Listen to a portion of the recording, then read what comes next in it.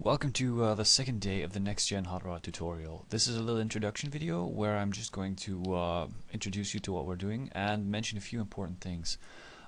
First off, what we're going to do in these videos for day 2 is we're going to take the block out, which we completed last time, where we looked for our proportions, and we're going to add a lot more details to it. You can see there's a lot of stuff to see here already.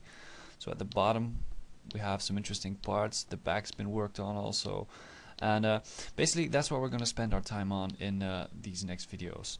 The pace is slower than the first video. The reason for this is it's a little bit more complex what I'm modeling. It's not simple block modeling. It's modeling some difficult technical components, so it's not sped up as much as the previous video. Some people appreciate this, some people won't appreciate this so much. I'm looking for the balance between these things. Also, something you really have to keep in mind.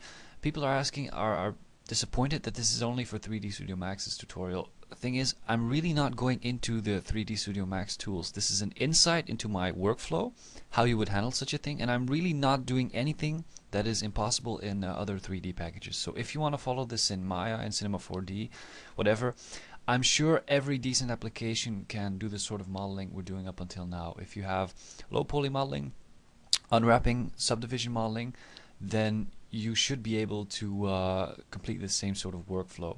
So really, don't keep staring at the 3D Studio Max label. You can really follow this in other applications as well.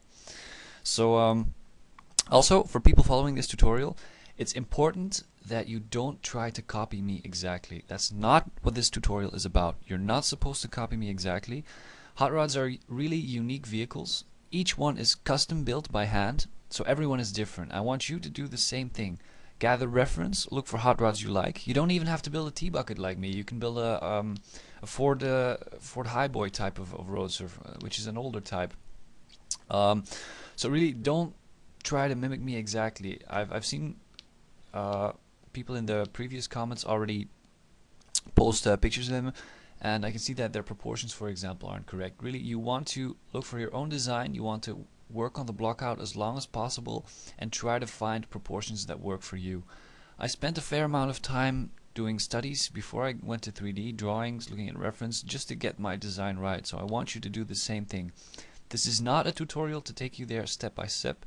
It's an insight into a workflow, how you can complete the same thing. So you're not bound to this exact design, and you're not bound to one specific application.